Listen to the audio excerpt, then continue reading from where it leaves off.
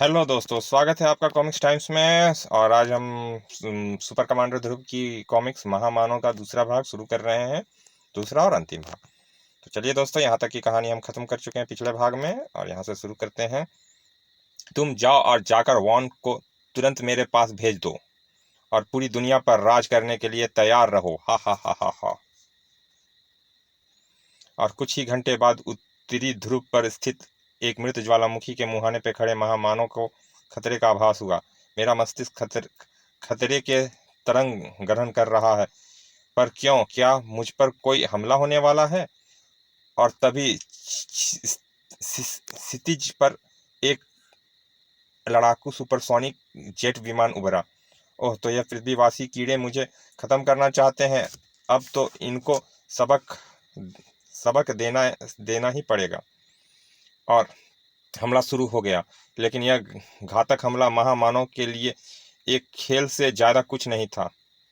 बड़ा हे। और वह ज़्यादा देर खेलने के मूड में भी नहीं था। उनके मस्तिष्क से एक घातक मानसिक तरंगे निकली। और ठीक उसी वक्त, जल्दी वॉन, इस समय महामानव का पूरा ध्यान हमारे रोबोट चलित लड़ाकू जेट यान पर है।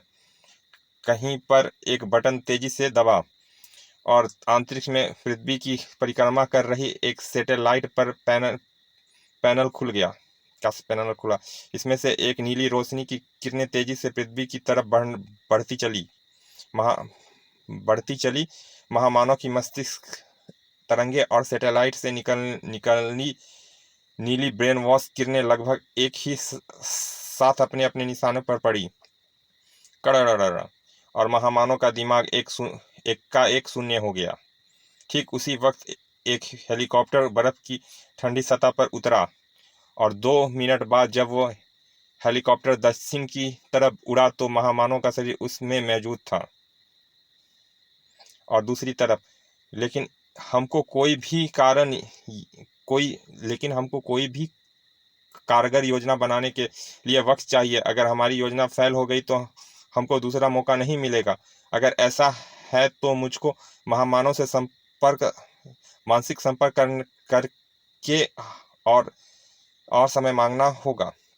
तभी अचानक, सर, महामानव का अपहरण हो गया है। क्या? कैसे? हमारे सैटेलाइटों ने पूरी घटना की रील खींच ली है सर, यह देखिए। पूरी रील देख चुके रहने के बाद इन जहाज़ों पर ऐसा कोई निशान नहीं है जिससे यह पता चल सके कि यह किस देश का है। अब हम इंतजार के अलावा और कुछ नहीं कर सकते। महामानव का जिसने भी अपहरण किया है सर, उसने बहुत बड़ी गलती की है। महामानव को बांध कर रख पाना असंभव है, लेकिन इस अपहरण को देखकर मुझे वह आइडिया आ रहा है जिससे हम महामानव को रोका जा सकता है। और कहीं दूर महामानव एक खतरनाक हथियार बनने जा रहा था। यह होश में तो नहीं आएगा वॉन। नहीं महामहिम, हमने इसको ब्रेन वॉश किरणों की जो मात्रा दी है उससे तो एक पूरे शहर को जिंदगी भर के लिए ब्रेन वॉश किया जा सकता है। और फिर यह स्पेशल हॉर्मोन्स इसके दिमाग में प्रविष्ट होने के बाद इसका अपने दिमाग पर कोई वश नहीं रहेगा। इसके बाद यह महामानव सिर्फ आपका ही आदेश मानेगा महामहिम। ही सच? तो जल्दी लगाओ, देर क्यों कर रहे हो? लेकिन वॉन को महामानव की मानसिक शक्तियों का कतई अंदाजा नहीं था, क्योंकि महामानव का मस्तिष्क जाग रहा था और उसकी पूरी स्थिति समझने में क्षण भर भी न लगा। ओह, तो इन मानवों ने मुझे किसी प्रकार अचेत करके बंदी बना लिया है। और फिर कमरे में तूफान फट पड़ा। वॉन का इंजेक्शन वाला हाथ कंधे से उखड़कर दूर जा गिरा। अब तानाशाह की बारी थी। मानसिक तरंगों के एक हल्के से वार में ही महामहिम तानाशाह का शरीर आग की लपटों में घिर गया। महामानव के बंधन बांधने वाली स्टील के मजबूत पट्टे कच्चे धागे की तरह टूट गए। महामानव कमरे से बाहर निकला। अब तक उसका क्रोध भड़क चुका था और अब उसको रोकना असंभव था। इमारत से बाहर निकलकर क्रूर महामानव ने अपना पहला निशाना इमारत को ही बनाया। और इससे पहले कि इमारत को मलबा पूरी तरह से गिर पाता, महामानव ने ऊपर की तरफ देखा और पृथ्वी की परिक्रमा कर रहे उपग्रह अपने ब्रेन वॉश यंत्र सहित चूर चूर हो गया। परंतु महामानव का क्रोध अभी शांत नहीं हुआ था। इन मानव कीड़ों को ऐसा सबक देना चाहिए जिससे यह मुझ पर दोबारा हमला करने की साहस ना कर सके। महामानव के हाथ हवा में उठे और देखते देखते आसमान का रंग काला हो गया। उसमें से एक भयंकर बवंडर नीचे धरती पर उतरा और निर्दोष नागरिकों पर कहर बनकर टूट पड़ा। इमारतें ताश के पत्तों के घरों की तरह ध्वस्त होने लगी। ट्रकों जैसे भारी वाहन भी कागज के हवाई जहाज की तरह हवा में उड़ने लगे। समुद्र से उठती 100-100 फुट ऊंची लहरों ने तटवर्ती इलाकों में तांडव मचा दिया। ओह, एकदम से गर्मी हो गई। मेरा मस्तिष्क धीरे धीरे सुन्न हो रहा है। मुझे ठंडा चाहिए, ठंडा। हा हा हा हा। और एकाएक आसमान की रंग सफ़ेद हो गई। धुंध की परतों के अंदर से बर्फ के गोले गिरने शुरू हो गए। बवंडर से बेघर हुए नागरिक खून जमा देने वाली बेसमय ठंड से नीले पड़ने लगी। संयुक्त राष्ट्र में यह खबर पहुंचते देर नहीं लगी। आइए सर, हमने महामानव का पता लगा लिया है। सच? लेकिन उससे चारों तरफ तबाही फैला दी है सर। हमारी वीडियो स्क्रीन पर धूल और धुआं के अलावा कुछ नहीं दिख रहा है। और फिर कम्युनिकेशन रूम में, ओह, वही हुआ जो मुझको डर था। महामानव को इस अपहरण ने इतना क्रोधित कर दिया है कि अब उसको विनाश के अलावा और कुछ भी नहीं सूझ रहा है। हमारे पास वक्त नहीं है सर। इस मुसीबत को अब भी अगर नहीं रोका गया तो फिर कोई जिंदा नहीं बचेगा। मुझे तुरंत जाना होगा। महामानव के अपहरण से आइडिया लेकर तुमने जो प्लान बनाया है ध्रुव, वह है तो बहुत बढ़िया, लेकिन क्या सर? लेकिन इसमें तुम्हारी जान को भी खतरा हो सकता है। अब हमारे पास कोई और फूल प्रूफ योजना बनाने का वक्त नहीं है। और फिर जहां अरबों जाने दांव पर लगी हो, वहां पर मेरी एक जान की क्या कीमत है? फिर 5 मिनट बाद ध्रुव ने अपनी योजना पर अमल शुरू कर दिया। महामानव, यह विनाश रोक दो। मैं पृथ्वीवासियों का संदेश लेकर तुमसे मिलने आ रहा हूँ। और वहां से हजारों किलोमीटर दूर विनाश फैला रहा महामानव एकाएक ठिठक गया। तुम तुरंत मुझे वहीं उत्तरी ध्रुव पर स्थित मृत ज्वालामुखी के मुहाने पर मिलो। ठीक है महामानव, मैं तुमको समय ही वहां बुला रहा हूँ। परंतु ध्यान रखना, अगर तुमने कोई चालाकी करने की कोशिश की तो पूरी मानव जाति पछताएगी। और अगले ही पल एकाएक रोशनी के घेरे ने ध्रुव को हवा में उठा लिया। All the best of luck Dhruv, हम लोग यहाँ पर एकदम तैयार हैं। ध्रुव का शरीर तेजी से उत्तरी ध्रुव की तरफ बढ़ने लगा। अगर मैं अपने दिमाग को एकदम शून्य रखूं तो महामानव मेरा विचार नहीं पढ़ पाएगा, वरना अगर उसने मेरा विचार पढ़कर हमारी योजना जान ली तो वह सतर्क हो जाएगा और हमारी योजना बेकार हो जाएगी। कहो मानो, पृथ्वीवासी क्या चाहते हैं? मुझे सहयोग करेंगे अपना विकास या मुझे क्रोध करके अपना विनाश? लेकिन और यहीं ध्रुव से चूक हो गई। लेकिन मैं तुम्हारा दिमाग नहीं पढ़ पा रहा हूँ, क्योंकि तुम्हारा दिमाग एकदम विचार शून्य है। पर क्यों? यानी तुम मुझसे कुछ छुपाना चाहते हो? ध्रुव समझ गया कि गड़बड़ होने वाली है। वह आगे लपका, लेकिन महामानव सतर्क था। अगले ही क्षण ध्रुव पूरा बदन जड़ हो गया। हाँ, इस वक्त तुम्हारा दिमाग और शरीर मेरे कब्जे में है बच्चे। अगर मैं चाहूँ तो तुम्हारे मस्तिष्क को नष्ट करके तुम्हें एक पल में नष्ट कर सकता हूँ, लेकिन मैं चाहता हूँ कि तुम मानवों को अपनी योजना के कारण अपनी आंखों से मरते देखो। और अब मैं यह देखना चाहता हूँ कि तुमने मुझे मारने की क्या योजना बनाई है। और दूसरी तरफ सारा काम ध्रुव की योजना के अनुसार हो रहा था। समय हो गया है जनरल, मिसाइल छोड़ो। एक बटन दबा और लगभग सैनिक अड्डे से 4 न्यूक्लियर मिसाइल उत्तरी ध्रुव की तरफ बढ़ने लगे। महामानव को तुरंत ही इस आने वाले खतरे का आभास हो गया। हा, तो तुम्हारी योजना मुझे मिसाइल से खत्म करने की है क्यों? अब तुम मेरी योजना देखो। महामानव के सोचने भर की देरी थी और मिसाइल को कंट्रोल कर रहे जनरल का दिमाग शून्य हो गया। हालांकि यह कोई जान नहीं पाया। हाँ, एक काम पूरा हुआ, अब मिसाइलों की बारी है। उत्तरी ध्रुव की तरफ बढ़ती मिसाइलों से मानसिक तरंगों के 4 वार टकराए और मिसाइलों का रुख 4 अलग अलग दिशाओं में मुड़ गए। यही अब यह मिसाइल मानवों की बस्ती में वह तबाही मचाएंगे जिसे तुम सब हमेशा याद रखोगे। लेकिन महामानव को ध्रुव की जबरदस्त इच्छा शक्ति का आभास नहीं था, क्योंकि ध्रुव के दिमाग का एक भाग अभी भी ध्रुव के अपने वश में था। मुझे तुरंत ही कुछ करना होगा, वरना सब कुछ खत्म हो जाएगा।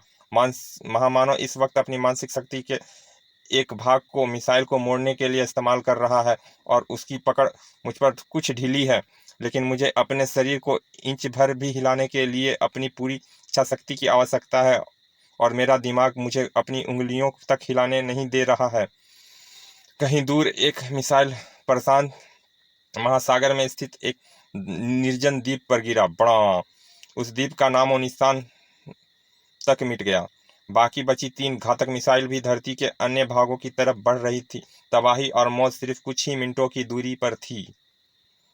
दूसरी तरफ अपनी इच्छा शक्ति को एकत्रित कर रहे ध्रुव के चेहरे पर पसीने के नाले बह रहे थे और आखिरकार उसकी मुट्ठी खुल गई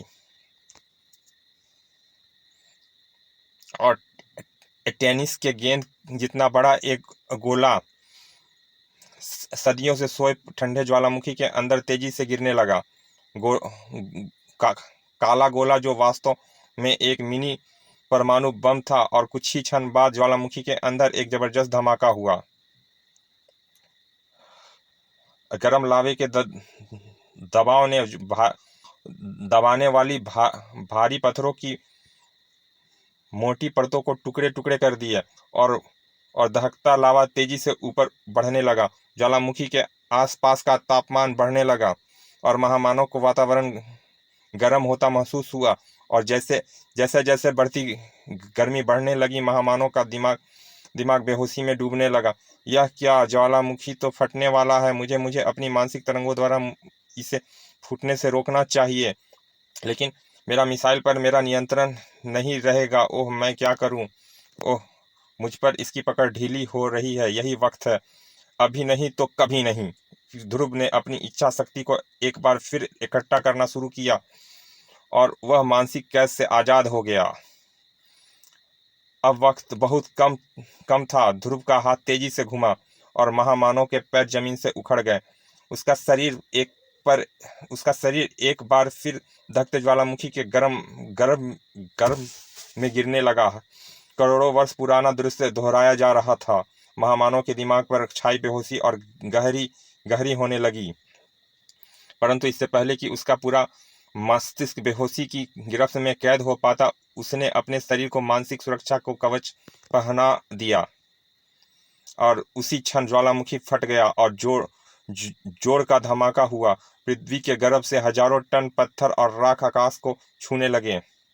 कड़र, और महामानव का बेहोश मगर सुरक्षित शरीर हजारों टन भारी पत्थरों के नीचे दब गया और ऊपर ध्रुव ने मानव जाति को बचा लिया था, परंतु उसका समय बचा पाना मुश्किल था। कहीं और मिसाइलों अब अपने निशान से कुछ ही दूरी थी कि तभी मिसाइलों को कंट्रोल पैनल पर बैठे जनरल का दिमाग महामानव की मानसिक कैद से आज़ाद हो गया।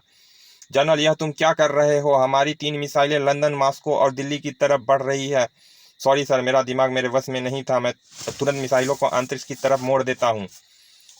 महानगरों की गगनचुंबी इमारतों को लगभग छूती हुई घातक मिसाइलें अंतरिक्ष की तरफ मुड़ गई और अंतरिक्ष में पल भर के लिए 3 सूर्य चमके। अब पृथ्वी सुरक्षित थी, लेकिन ध्रुव नहीं। उत्तरी ध्रुव पर दहकता लावा बर्फ को भाप में बदलता हुआ ध्रुव की तरफ बढ़ रहा था। बर्फ की मोटी सतह पतली होती चली जा रही थी और आखिरकार ध्रुव के पैर के नीचे की बर्फ की सतह ने जवाब दे दिया। ओह, मुझे इसी बात का डर था। तड़ाक! इतने ठंडे पानी में तो मेरा इलेक्ट्रॉनिक यंत्र भी मेरे शरीर को गर्म नहीं रख पाएगा। मेरे हाथ पैर तो अभी से सुन्न हो रहे हैं। खून का दौरा भी रुकता सा महसूस हो रहा है, पर मैं यह से बाहर भी तो नहीं निकल सकता। क्योंकि गर्म लावा चारों तरफ से मेरी ओर ही आ रहा है। अब थोड़ी देर में मेरे दिल की धड़कन भी बंद हो जाएगी। गिर गिर गिर गिर लगता है कि आज मेरा अंत आ ही गया है। लेकिन किस्मत भी बहादुरों का ही साथ देती है। कर्नल, वो रहा ध्रुव, वह ठंडे पानी में गिरा हुआ है। Oh my God! तुरंत रस्सी नीचे लटका।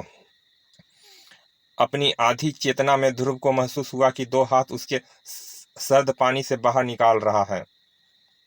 और 5 मिनट बाद गर्म कंबल में लिपटा ध्रुव गर्मा गर्म कॉफी की चुस्कियां ले रहा था। मैंने मैंने कई लड़ाइयाँ लड़ी है ध्रुव, लेकिन तुम्हारे जैसा जंगबाज कभी नहीं देखा। मैं तुमको सल्यूट करता हूँ।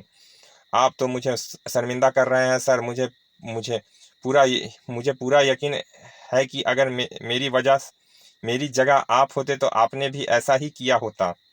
और फिर बधाई हो ध्रुव, तुम्हारा प्लान 100% कामयाब रहा।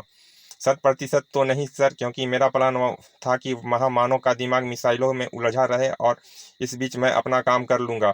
लेकिन महामानव चूंकि सतर्क था, इसीलिए वह मेरा प्लान काफ़ी देर तक समझ गया था, पर पूरा प्लान नहीं, क्योंकि सौभाग्यवश वह अंत तक यही समझा रहा कि हम उसे मिसाइलों से ही ख़त्म करना चाहते थे।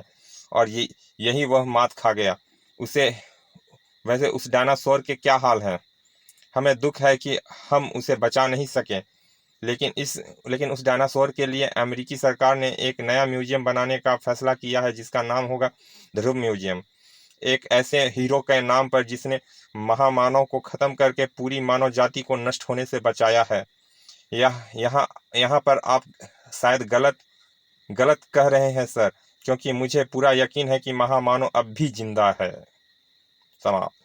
चलिए दोस्तों, ये कॉमिक्स यहाँ समाप्त होती है। सुपर कमांडर ध्रुव की कॉमिक्स महामानव। मिलते हैं सुपर कमांडर ध्रुव की और भी किसी अच्छी सी कॉमिक्स में।